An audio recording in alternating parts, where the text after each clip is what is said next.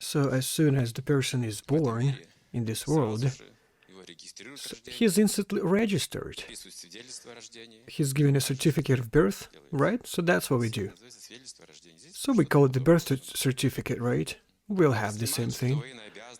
So if it's a boy, so he's gotta be enrolled into military. If a girl, there's something else. So then a child goes to school when she or he is 6 or 7. You see, everything is controlled. His whole life is controlled. So if people control every person, so do you think that there's nothing above in charge of controlling all the things happening here? Every living being, even before being born, is known where he or she will be born. Everything is predefined even before this living being is born. Just like the parents planning a child, they buy a stroller beforehand. They remodel their room beforehand, so they're preparing for that. So the nature has the same mechanism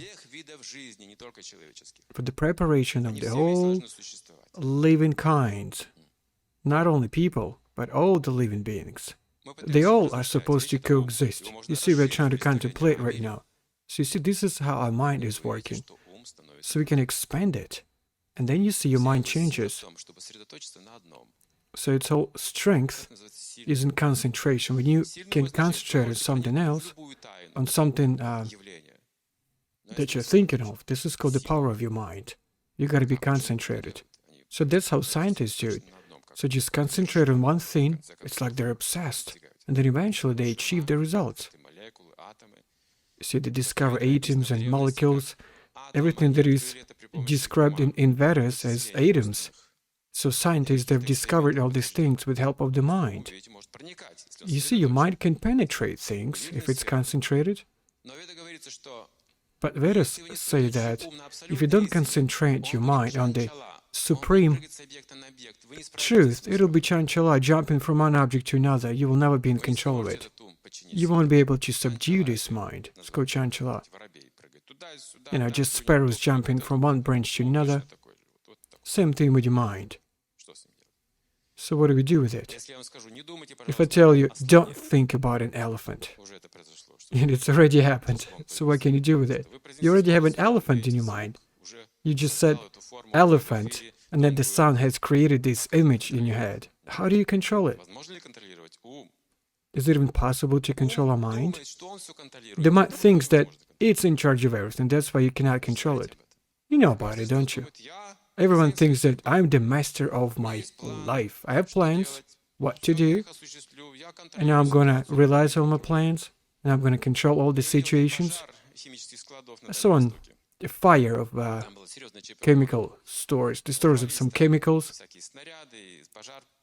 so a lot of explosions, and it was quite dangerous. So people, of course, they were very worried and they wanted to leave the Far East. Some of them have, actually. They've left Far East just because of this danger. It was quite hard to leave the city. And artillery stores were in fire as well. So I was there, and then I saw above all those stores, there were 2 helicopters flying very high up in the sky. So they told us, don't worry, citizens, don't panic, everything is under control. So we were laughing so much. These 2 helicopters flying above, saying us that there's no danger. Then eventually, somehow they've put out the fire. We've heard a lot of explosions flying through the walls, flying above people's heads. So it was crazy. People didn't know what to do. They were just jumping on the trains' roofs and the cars just to get out of the place. It was a very scary picture. So when we see that the life is not under control, our mind starts panicking. So the mind is supposed to think that everything is under my control. Matter of fact, you can't even control the milk on your stove. It goes away, right? It escapes. But someone says, I can. What if I stay there? I'll be controlling it. In that case, you don't know who is controlling whom. See, this is like kind of a reverse logics. We always use reverse logics of our mind. So if you don't work with our mind, it tricks us. This is our enemy with the reverse logics. So whatever it is that someone says, you want to disprove it. This is the opposite logics. Trees are bending just because of the wind. Okay, let me tell you one story, Vedic story. 3 sages had a quarrel. Where there's a sunrise, where the sun rises every morning. So one said that, I know. So before the sun rises, every day the street sweeper comes out on the street, he starts sweeping. And only after that the sun comes up. Another sage said, okay, that's quite a good observance, but you haven't seen everything. Oh, yeah, we see the sweeper, but until the pig comes on to the garbage yard, only after that the sun rises. And the third said, no. So let's be honest. So the street sweeper, okay, the pig. But if a fly does not sit on the pig's ear, the sun does not rise. See, we see so many thousands ahead, and then when something happens, we say, oh, yeah, I have foreseen that. I knew what happened. No, you can't say anything. It's just like a blind decision. In darkness, we use only our imagination. In ignorance, only imagination. Matter of fact, we don't see our future, our past. We don't even understand what our present is. This is the problem of mind. That's why sages say, live in the present. If you are hearing now, hear now. If you eat now. If you're talking to someone, concentrate on that, do it now. Try to concentrate on every moment of your life.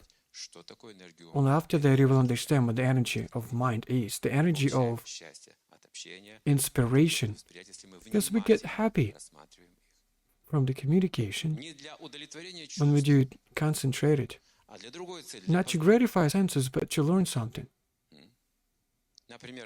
For example, a doctor says, get undressed. You get undressed.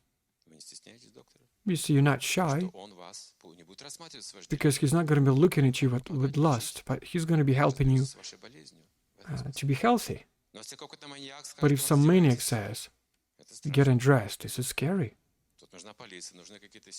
Gotta call police. Because he'll be looking at you with lust. So these are the different concentrations of mind. In our culture, the mind is concentrated on the lust. He picks out everything that gratifies its senses. Well, the rest of the things do not even matter. It's like they don't exist. When we say that this world is given from God, the person says, what? How do you know that? So why are you saying that? This world is just to gratify my senses, to enjoy your life, women, men, drinks, having vacations, traveling, buying things. But this is his set of mind. The life is different. This is a false information. And he's been tricked by his desires in mind. So that's a mind is strong when it can subdue this material desires to the intelligence. Intelligence is higher. When we ask for some advice from someone else, so we have to negotiate it with our intelligence. So what will intelligence tell us? Our wisdom. And then you will understand, wow, okay, I can get some answers from my intelligence. When you call up to your intelligence, it gives you feedback. And then above mind, the actions, deeds of a person. It's good when we eat food, we're healthy, we have strength, we're not lazy, we can be working fruitfully. Even better when our mind is pure. This is happiness, this is great. But when you start doing all these things, you become incredibly happy, unlimitedly happy. So try to do good things, but conscientiously. You gotta do at least 5 good things every day. So count. Start write in a diary, and you'll see it's not so easy to do 5 good things every day. Then after this, you don't even know how people will evaluate all these things that you had done. No, not everybody will understand what you had done. It's called Vigyana. Gyana is mind, Vigyana means action. It's called action, activity. Activity means it's either you are in ignorance or in knowledge. Someone says, I know it's bad to smoke, but then he lights up a cigarette. So he knows it, and he smokes anyway, simultaneously. What is that? I know that being rude is bad, but I'm a rude person. This is called Gyana and Vigyana. There is Gyana, but there's no Vigyana. That's why if we know, but don't do, we're going to encounter one problem in our life. People will never listen to us. This is the biggest tragedy of our modern life. People do not hear anyone. They do not listen to each other. We cannot hear each other anymore. We become strangers to everyone. Sometimes we just dream of finding a person who will just hear us out. You see, your Vigyana is the reason to that. Not a person, but that person, you are the reason to that. You say one thing, but you do another one. You give promises, but you never do it. So how do you connect mind in your activities? This is called power, strength, potency.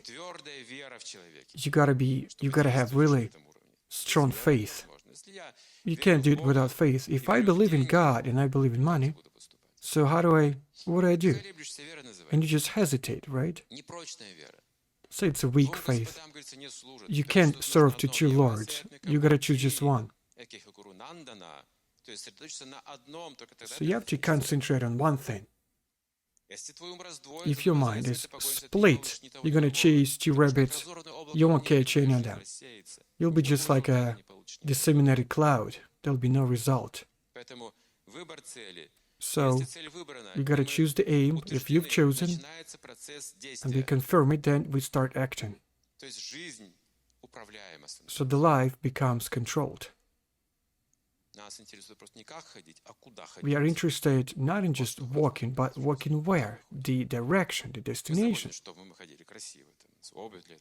Yes, you have this special shoe wear, to have this stance and posture. Right? So we care about the way we look. But the question is where we all are going to. It's not about what kind of car you're driving in, but where you drive to, where you fly to. We can't answer all these questions.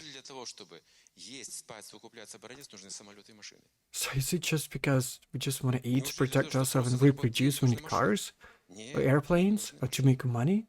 No. So we've created this world, and in this way, so we need these cars right now, and airplanes. See, we are in Riga today, and we haven't seen too many cars today. We saw this traffic jam, 5 or 10 cars. Not too many. You haven't seen real traffic jams. Go to Moscow, you'll see all of them. If I want to visit someone, it takes me 4 hours. There's a traffic jam, it takes me 4 hours just to visit my friends. You can't do anything about it. For Riga, you see, not so actual, not so current. So, action, or your deeds. If we just do one good thing in our life, you'll be remembering them for the rest of your life. So if there's a sinner, but he does one good thing, and he thinks of himself being a righteous man. But if a righteous man does just one bad thing, he'll be considering himself a sinner all his life. That's the power of just one action. You see, it overweighs all the concepts that you've had before. So usually when we do something good, people do not even notice that. You can count to be accepted by the society just because you've done something good. So Vedas say, do not strive for the fruits of your activity. Otherwise, you won't be able to do something good. Be independent from the fruits of your activity. Because if someone doesn't pay you, you'll be really frustrated, upset. But if they pay you, you'll get attached to that. Because you're getting paid, you gotta be free of that. Everything we lose, everything we receive, so just perform your duty just because you want it, just to get closer to the supreme intelligence, to the highest source of energy. We need just one thing. So we take care of a lot of things, but we need just one thing. Above good deeds, there's Ananda energy, the energy of bliss. So we lack contact with it. To find this wave, where is it? So maybe we'll just do something randomly and I'll find it. No, nothing happens accidentally. You gotta be conscious. You have to have this sincere desire in your heart to find this contact. So you gotta get this contact. Sincere desire in your heart. So there's one disciple, he came up to his spiritual master and said, Guru Maharaj, I want to become your disciple. So you're such a renounced personality and I just want to become your disciple. Then Guru says, do you really want to be my disciple? Yeah. And he said, of course, yeah, I don't mind. So the Guru said, okay, let's come with me. So let's wash our bodies in the river first. So that's the first step. So they entered the river, like breast deep, and then the spiritual master took his by his hair and he put him down in water. So the disciple thought, oh my God, this can't be ritual. And then the spiritual teacher was just holding him down in water. And then this disciple, he's realized that, oh my God, I'm going to die here in water, I can't breathe. So it was almost that he died, and then the spiritual master just let him go. So Guru said, wow, you really wanted to breathe. So the disciple said, so when you again have this desire so much, come back to me because you gotta have a sincere desire. No one will help you if you don't have this desire. If we continue to rot in this routine, no spiritual leaders or books, nothing will help you. It's just a matter of your sincere desire in your heart. You can't deceive a sincere soul. It's a fact. So we have to have a necessity because not everybody needs a spiritual master. So not every person needs spiritual master. You gotta be ready for that, or just because out of fashion.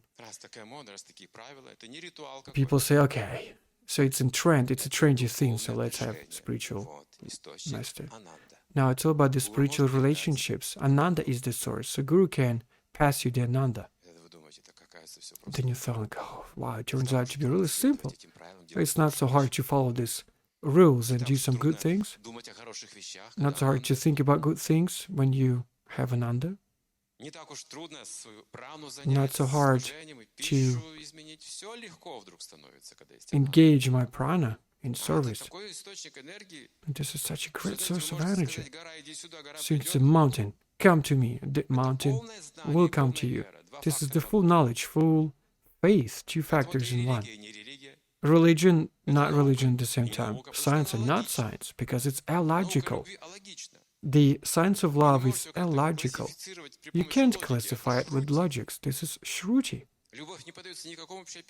So love cannot be described.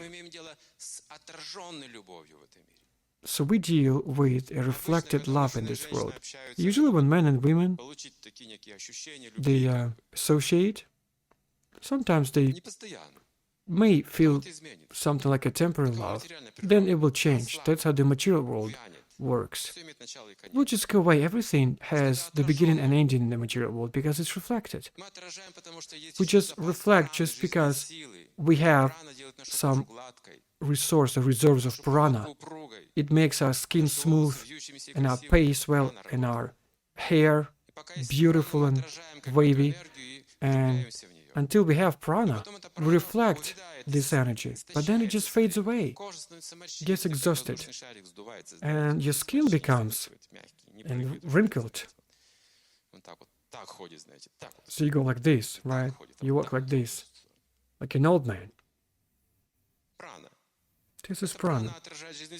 It reflects your life force, and you fall in love with this force. But then sometimes you fall in love with some bright mind,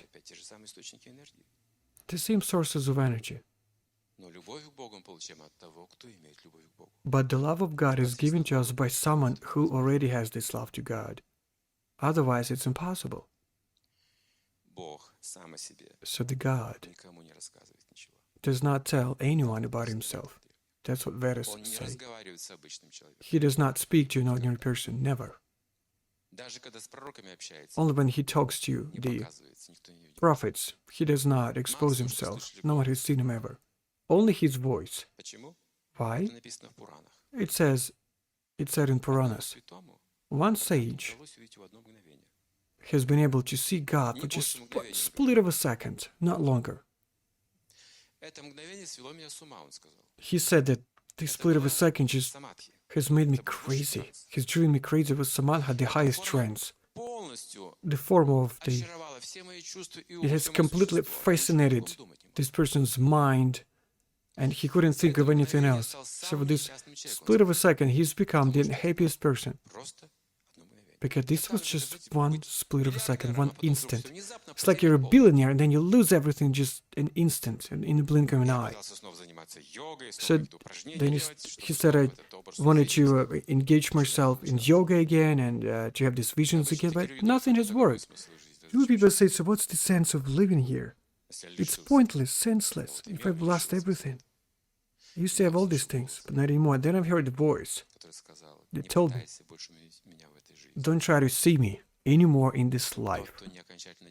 The one who is not pure, completely pure, cannot contemplate on me all the time. So this instant is enough to you. Just be patient and live this life properly.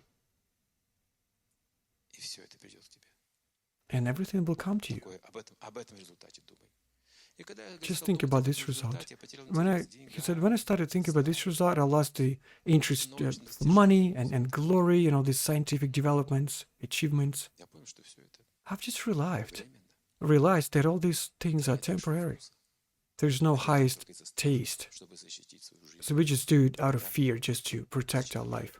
So why do we need money? Just to protect our life, because we're afraid of poverty.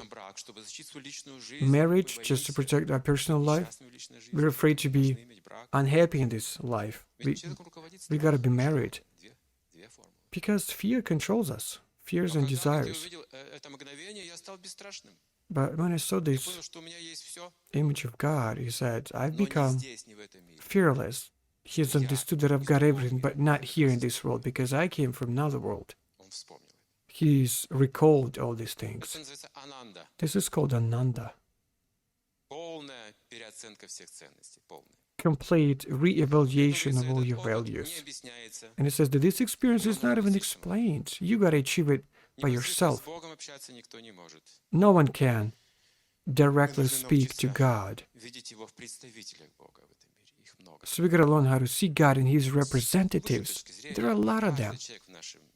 So every person in our life is a representative of God. A person that you haven't invited into your house, but he came, is the representative of God. So wife is the representative of Lakshmi, the goddess of happiness for your husband. And husband is the representative of God for his wife.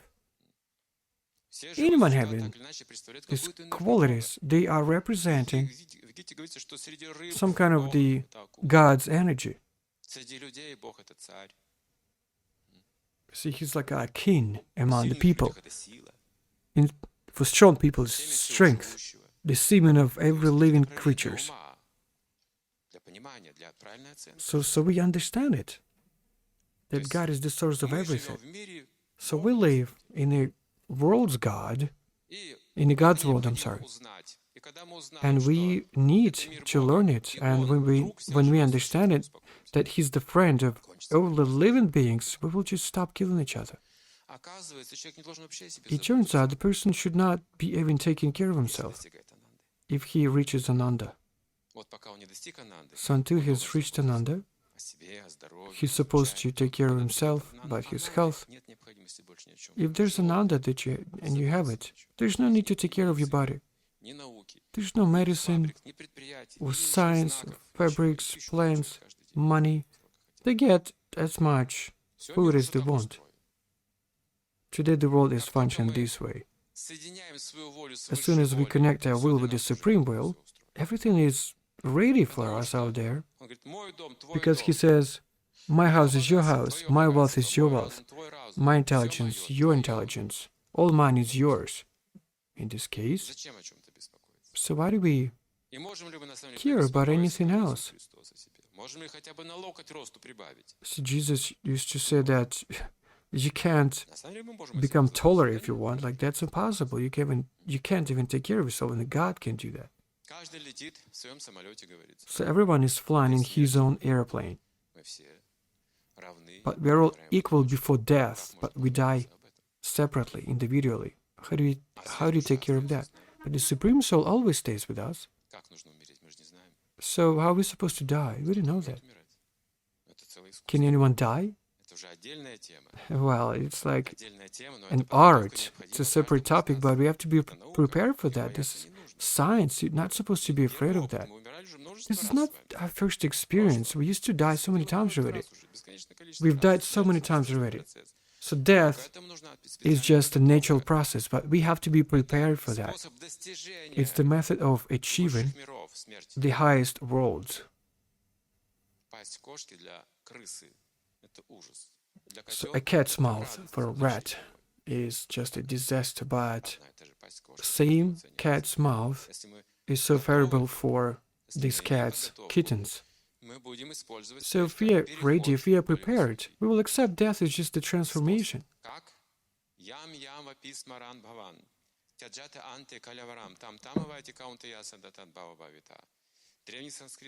So the ancient Sanskrit says, all the thoughts that we have when we are dying, they define our future life.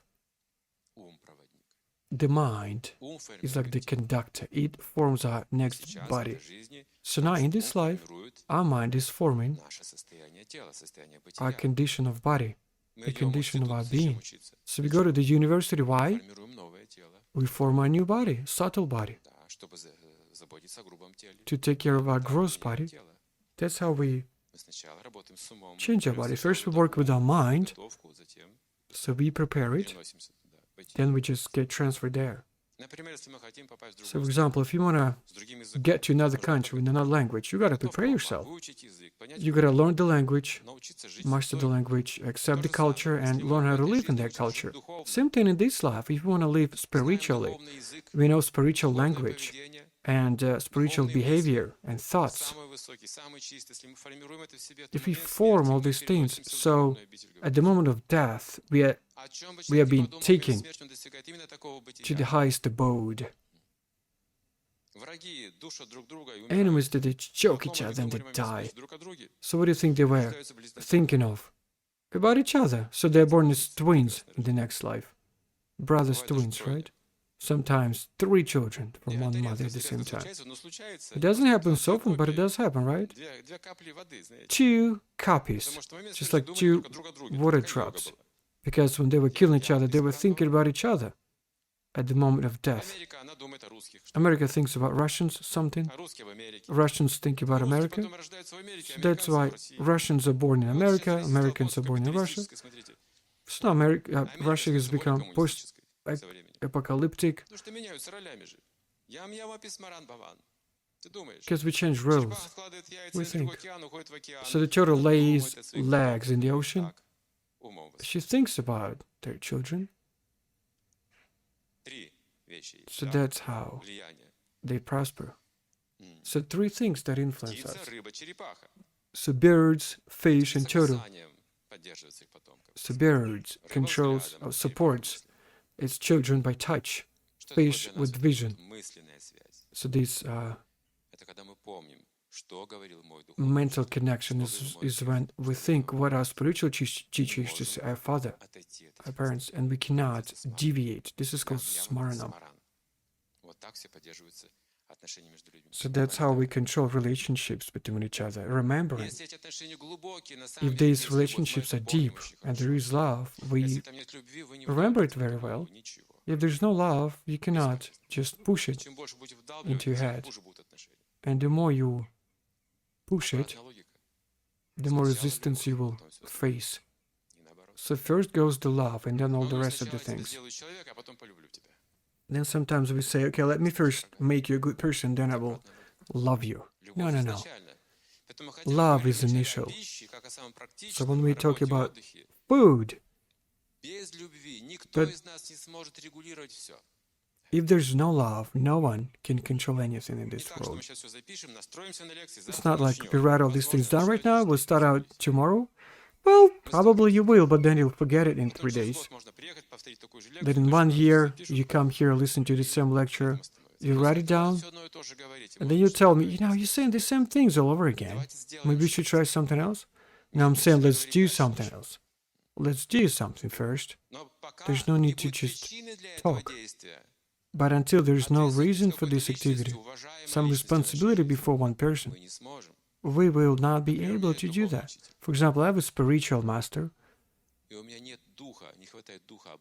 but I lack spirit to deceive him. I simply can't. I can't deceive him. When he says something, I just accept his instructions. And I feel like I have no right to deceive this person. Because I'll become my own enemy. It's impossible in my understanding to deceive my spiritual teacher.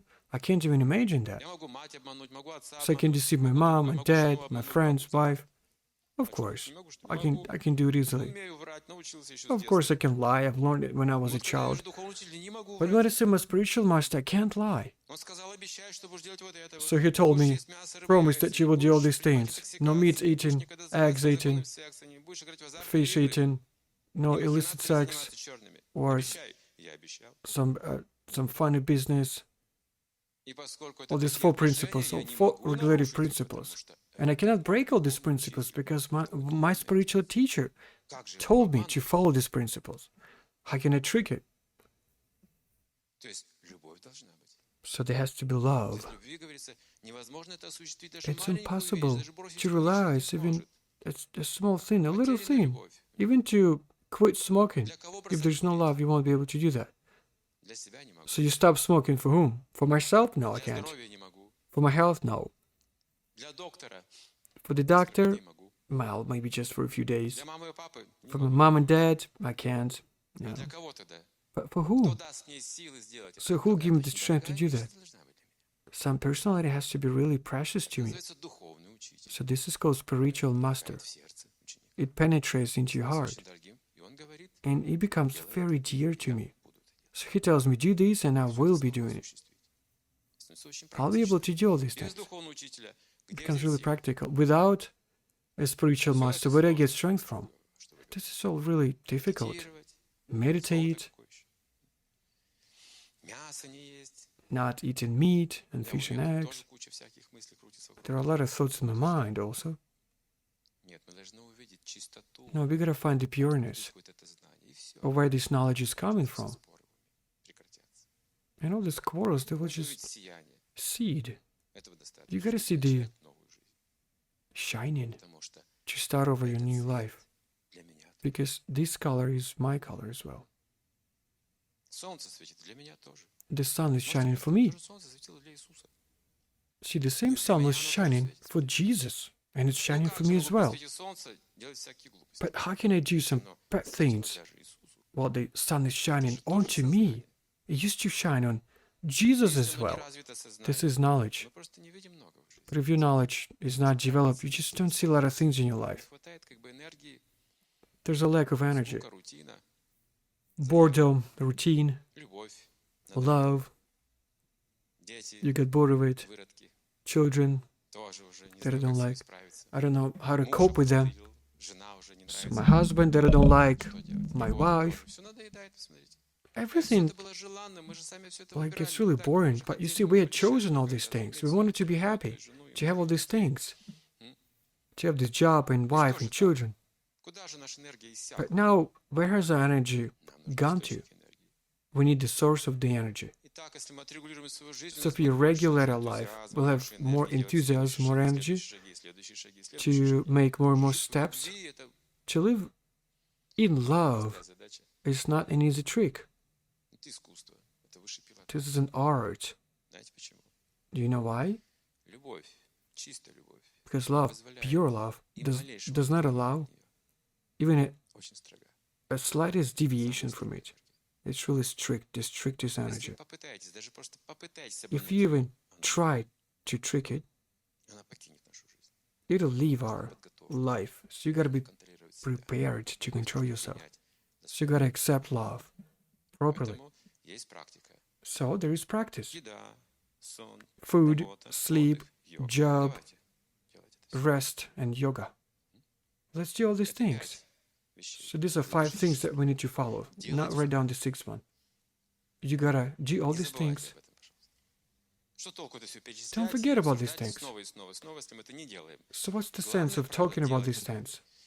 So the main rule is to do all these things, or at least some of the things. Maybe if you can't do all 5 of them, but this source it gives you some power, some strength. So when the child is born, it learns to walk and then it can run. When he's got some strength and energy, he will do whatever he wants. So of course we are born for the supreme purpose. Now we need it so much because we've been living in very critical times. So there's a lot of contradiction and like battle between good and evil. So now you may want to ask me some questions or pass some notes. Everything you're interested in.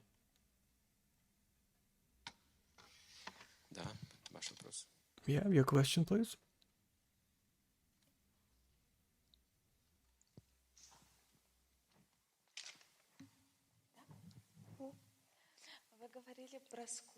So you said something about boredom.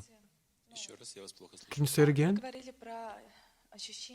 You said something about the sense of boredom, and I've been there. I felt it.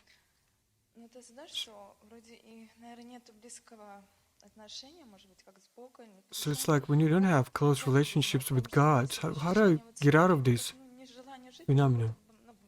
If there's no desire to live, it's like you're in swamp. Then you have to force yourself to leave this condition because there's an apathy. There's no desire to wake up early. It's hard to wake up and you have to force yourself to do all these things. It's hard to smile as well.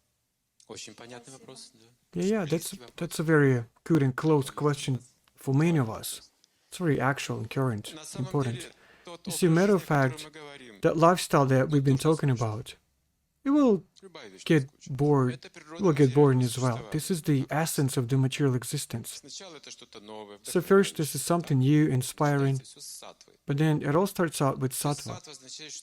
Sattva means that we've been thinking positively about all these things. We believe in these things. So faith is the inspiration.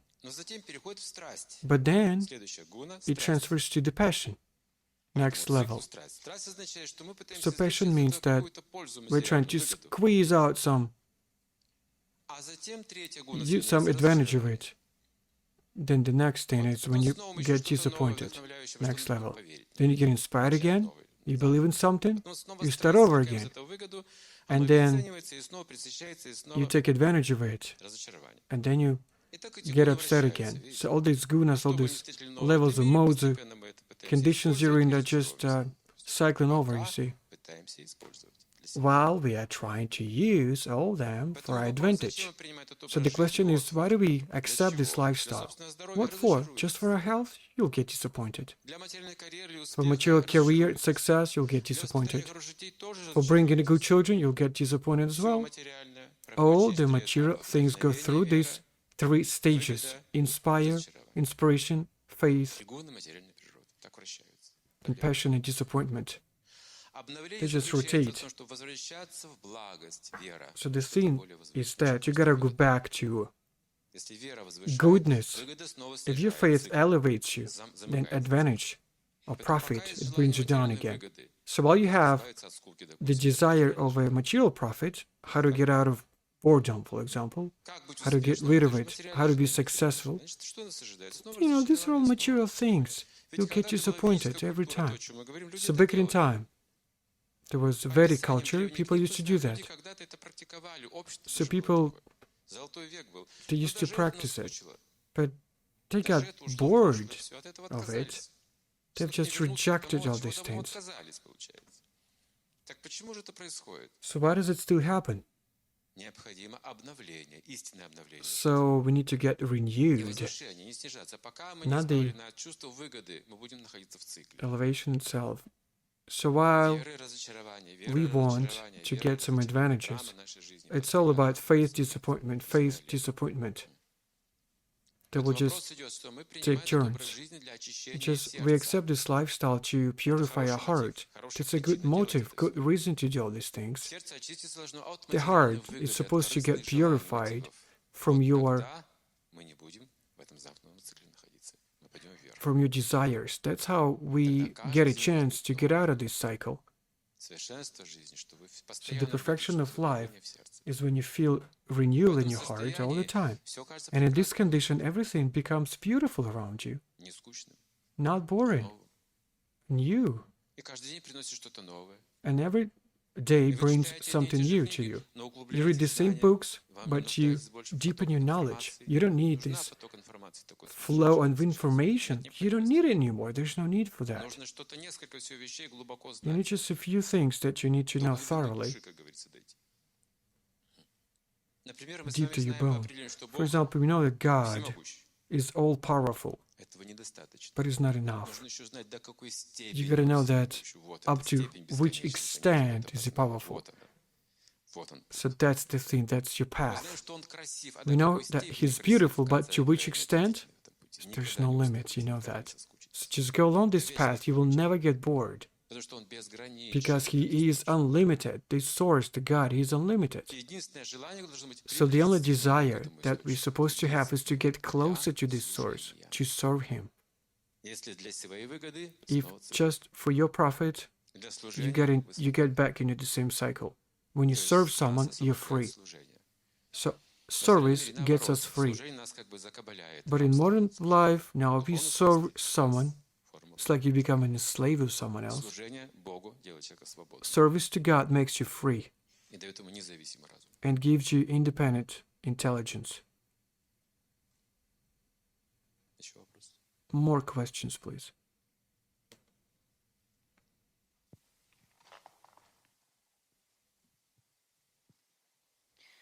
Скажите, пожалуйста, что и где нужно искать, если есть внутреннее ощущение, что жизнь So tell me, please, дискомфортна? what should I look for that I'm living really in a big discomfort and I cannot change my life?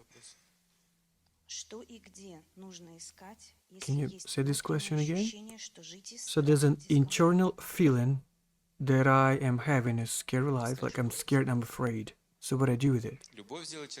You gotta find love. Love will make a person fearless. The love to God, this is called fearlessness. It's a synonym to love, fearlessness. So love to yourself, the egoism, selfishness, this is the reason of sufferings. I'm afraid for myself, for my parents, for my children. So me and mine. The source of fear. When you self-identify yourself with something that you're not. So I'm an eternal living being, but I identify myself with this temporary body. and I am afraid of something.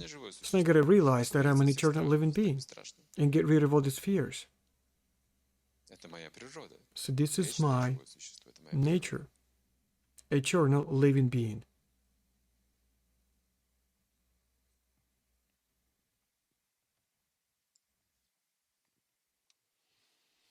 If you think that this is all hard, no, you're mistaken. This is the simplest science. Your mind makes it all difficult and complicated. It's like, oh, how can I do that? It's all impossible.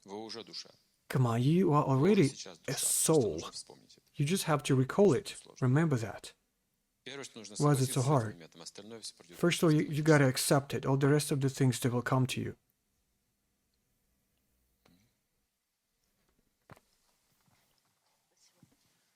So when I have some fears, can I ask someone for help? If I can't cope with it, can someone help me? Of course. Yeah, you need to have some help, of course. So I wouldn't have been able to start my spiritual life if I hadn't had some help from my spiritual master. It's like a baby. A newborn baby cannot survive until he gets helped. So a year and a half ago,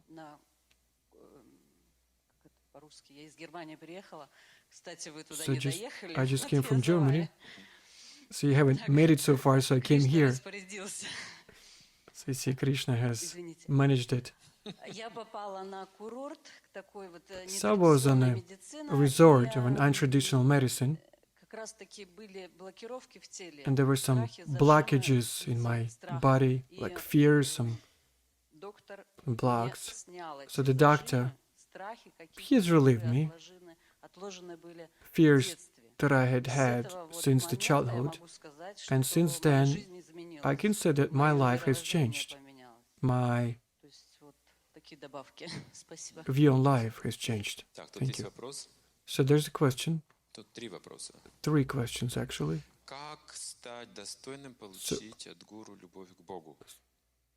So how do I get love from Guru to God?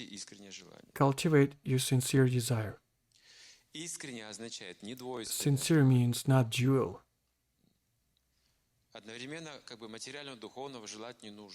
So simultaneously, to wish for material and spiritual is not a good thing. When you reach it, you get all the rest of the things. Love to God, you gotta learn what it is. So what is it, and how does it encompass all the rest of the things? Love to God means that you love His energies. All the things that you see are all His energies. It's called sneha. If you love a person, it means that you love his attributes as well. Things that he uses, and place where he lives, and his children, his family. You love everything connected to this person. It's called sneha, the spread. So if you love God, you love everything. This is all the perfection of life. So you need to have a sincere desire. You need to cultivate it, because if you want to try doing it sincerely, right away, you won't succeed because it takes time.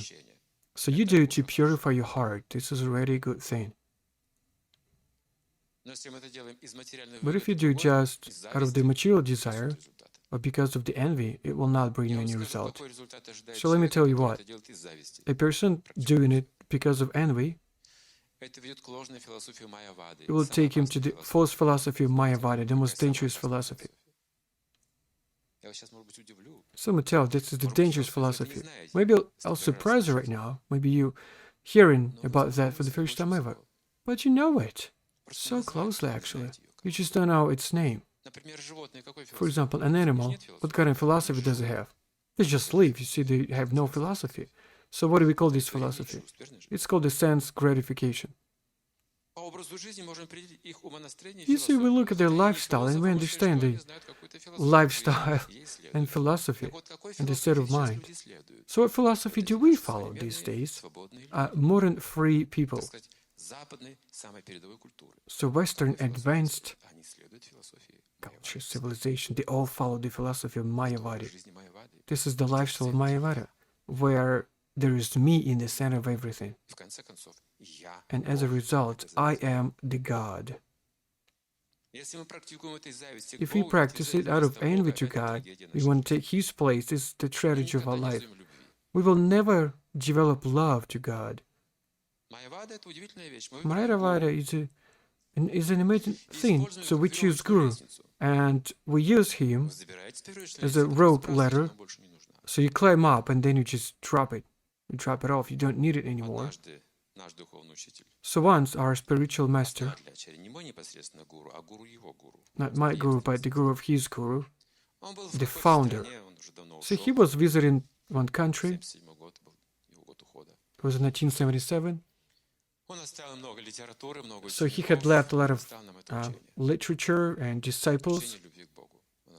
So he's given us this knowledge that consists of love to God.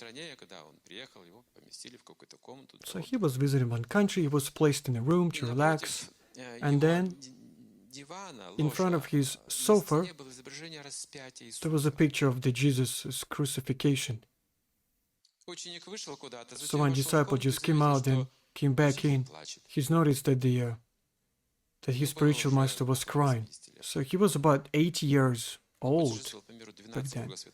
So he's traveled all around the world for 14 times. He started his mission when he was 70. There's a book about him. So he was crying. Tears were just dropping down. Disciple was so shocked, like, what could go wrong? Must have been a serious thing. He was totally flabbergasted.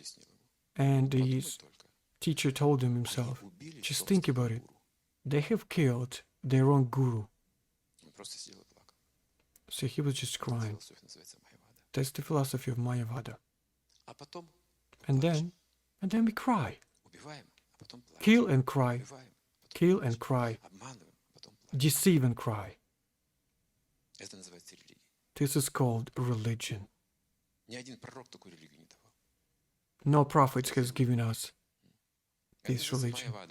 It's called Mayavada. Beware of Mayavada, because it has rooted in our consciousness. Freedom, do whatever you do, the laws are being changed. But the God's laws, they never change. We change laws. A new era of education, new kind of education. We do. Why? Because this is the philosophy of Mayavadi. I'm God. So that's why I can do whatever I want. Because in the end of the day, I'm supposed to become God. Because I want to become God. It's a very dangerous position in our society. This is totally immoral.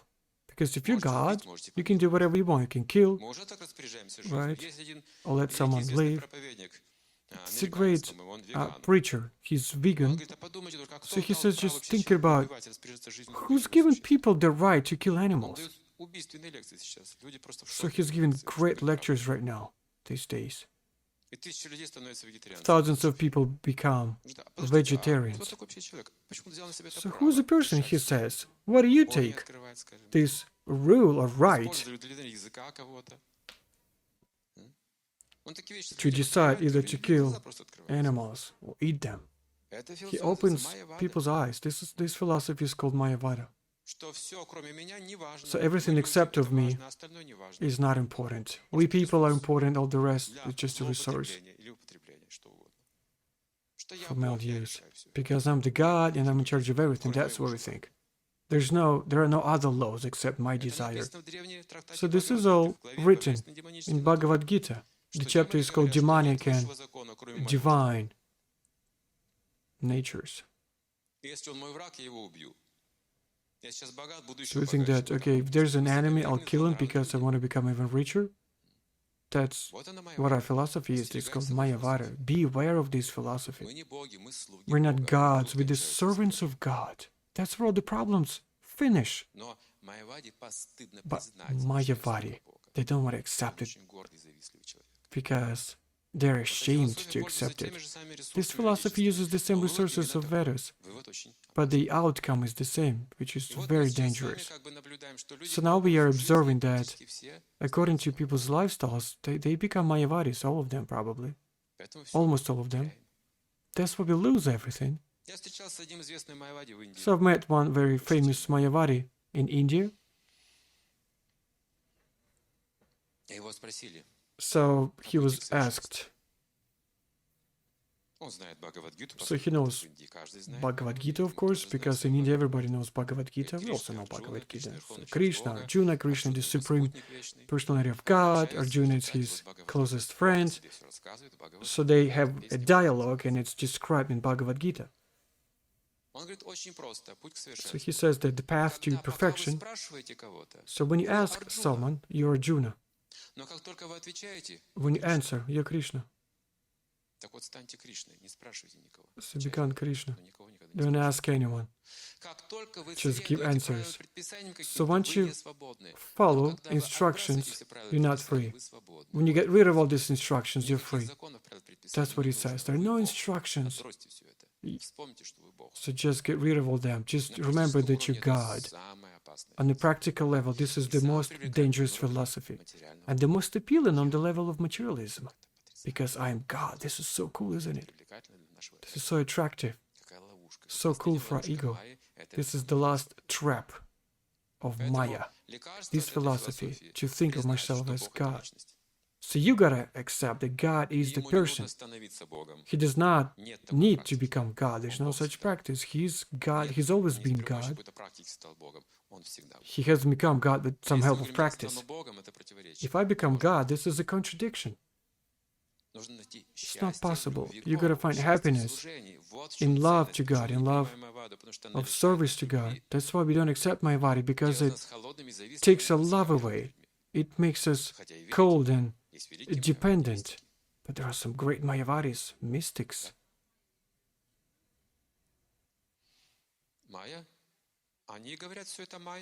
Yeah, they say this is all Maya, this is also disappointment. You know the way Maya punishes Mayavada? This severest punishment that they get when they reach this consciousness of understanding that they're God, they fall down very, very deep when they're reborn in the next life. But it is a very long process. We don't accept this school. It's going to take you billions of lives after that. So that's why I'm saying that you'd better be aware of this philosophy. So now the question, what kind of state of mind should I maintain when communicating with my guru? It says in Vedas that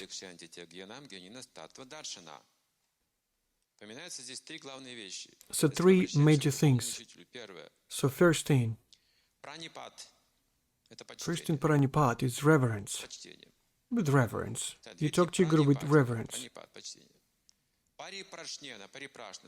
Pariprashna means asking, demanding. And sevaya? Sevaya, service. So reverence, asking, and service. That's how you communicate with your guru. If you're not ready for all those things, you'd better not accept guru. Every spiritual master is the disciple of his own guru. Otherwise, he's not guru. So everyone is supposed to be a disciple. That's the first qualification, and that's when disciple becomes guru. Gotta be humble, ask, and serve. Otherwise, he has no right to represent his parampara, God, and his teacher. You can't become guru just because you want. So he gotta serve his guru with pure heart. Only after that, he may have his own students or disciples. So what I do with fear and the loss of spiritual taste, or maybe it's normal when I just start out. So this taste, no one wants to lose it if you've felt it even once in your life. But if you have knowledge, you're not supposed to be afraid. So this taste is intelligent. You can't just lose it like money. It finds us itself and it goes away itself. if the conditions are unfavorable. If you know how to live, our taste will go deeper. So there are a lot of mistakes and offenses that we have to learn to master. That's when you will not lose this taste. So one of the major things of losing taste is critics or offenses, especially referring to spiritual people. For example, you accept some spiritual path and think, my religion is better. That's the problem. That's the problem. That's where everything starts from. So once you contradict my spiritual life against someone else's life, you lose the taste. You gotta respect all the spiritual directions, trends, and traditions. And all people trying to follow this path, you're not supposed to criticize them. You'd better help them. There's got to be no evil critics. Every confession, it concerns every confession. You got to respect all the sincere attempts to find God. We need this experience. If someone practices something incorrectly, you got to be very careful. Even if you want to help this person, you got to do it with reverence, with respect. There's one thing that is forbidden in spiritual life is envy. All the rest of the things can be engaged in service. Even lust and greediness. But envy should be forgotten. If we envy someone, we will never be happy. This is the most dangerous sin when we envy the pure love.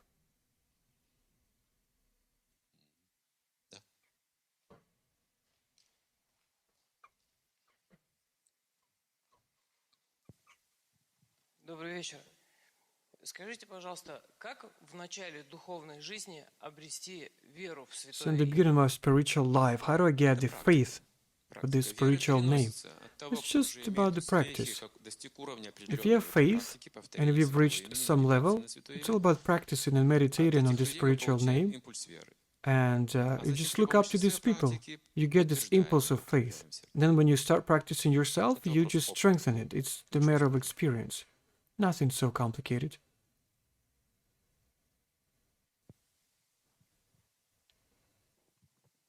Здравствуйте. Путь преданного подразумевает ограничение, аскезы, So the path of a devotee is supposed to be ascetic, путь сердца подразумевает with интуитивное austerities, but the path of your heart is supposed to be и following этот путь the также во мне отзывается. the Но flow. как это сочетается? Как How do I противоречие? unite these two? This is the same path, actually, the one that you've just described. So first, it all starts out with the instructions that you've just mentioned. So this practice, and there are instructions how to regulate your life, your lifestyle. When you wake up, when you go to bed, you eat, you wake up early in the morning. So this is called sadhana bhakti, regular life with instructions. By the instructions. We may not feel this love in the beginning, but there are some instructions and rules that we have to follow. But these rules, they wake our spiritual intuition. By doing so, we start understanding the internal sense, meaning of all this practice. And then it just happens spontaneously. And you just wake up in the morning and do all the rest of the things spontaneously. It's not about you eat as much as you can, you sleep as much as you can. That means that you don't violate any rules, but you are in the flow and it happens spontaneously. You don't break any rules anymore. So same instructions can have higher taste if you become spontaneously serving. You want to wake up in the morning. You want to meditate because you have a spontaneous motivation. So that's where the instructions come from. So take a perfect person, copy his lifestyle and follow his lifestyle. You'll become also perfect through the instructions and rules. The way he walks, the way he eats, when he wakes up in the morning, what he does, just copy his routine, daily routine, do the same things, and eventually you'll become perfect as well.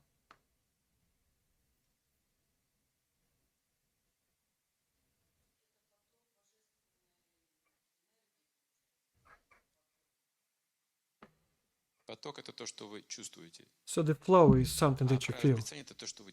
Rules and instructions are what you do. So I want to say that when you feel God, it means that it doesn't mean that you can do whatever you want. No, it means that you will do things that are needed to be done, using the instructions, following the instructions. So Mayavada means you reach the position of God and you forget about all the instructions and rules. This is a mistake. So that's how you break the social order. It's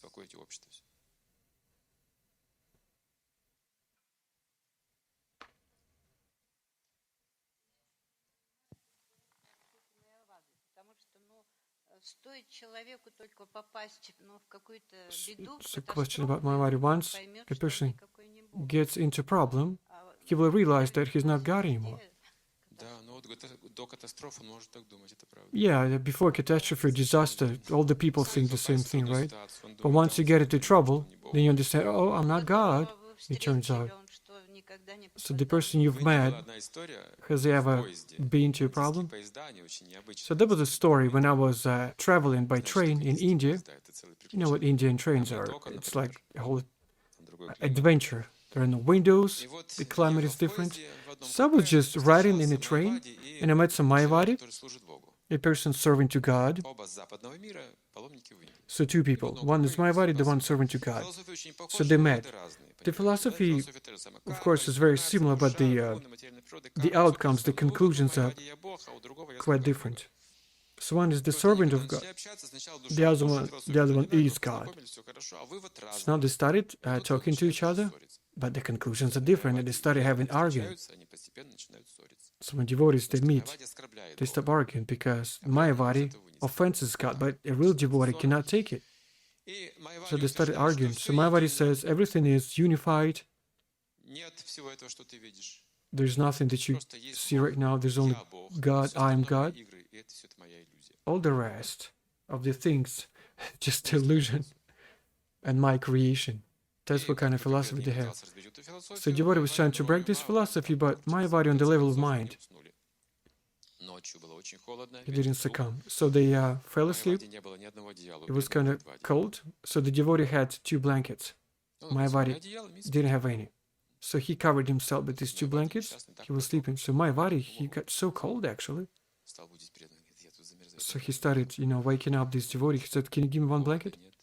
But he said, "No, there's no cold. There is no train. This is all an illusion. You're God. You are independent. So don't worry about it. Just go back to sleep." So that my body, he stood up, started thinking about that. So devotee is sleeping. He said, "Don't play your jokes. You say, I'll get sick. Give me 1 blanket." Well, if you accept that you're not God, I'll give you 1 blanket.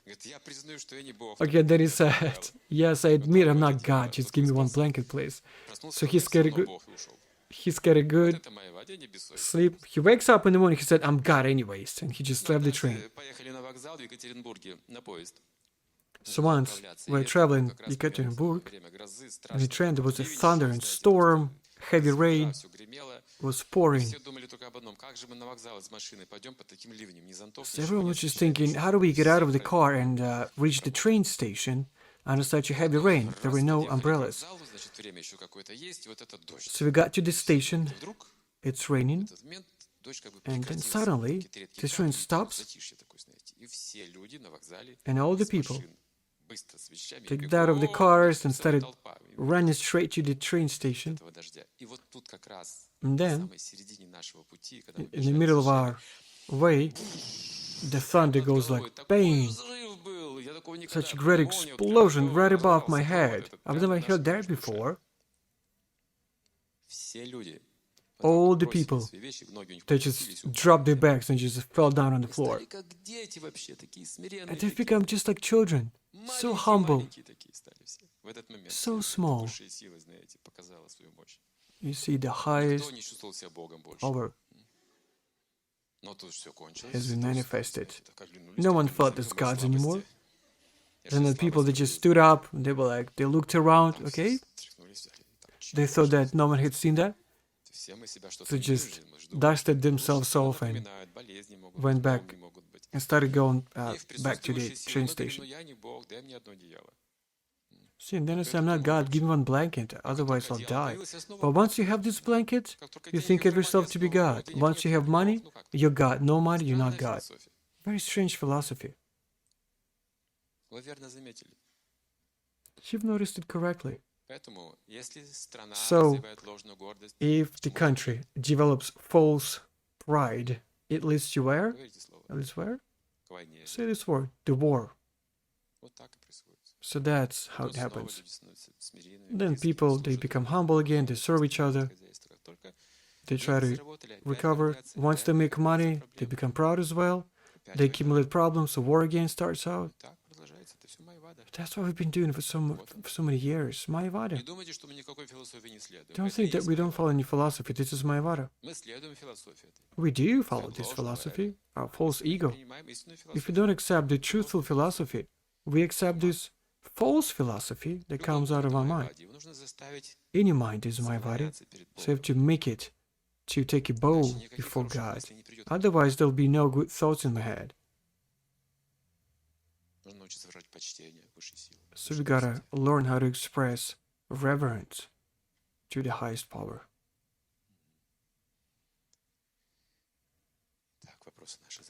Okay, so there are no more questions. Thank you so much.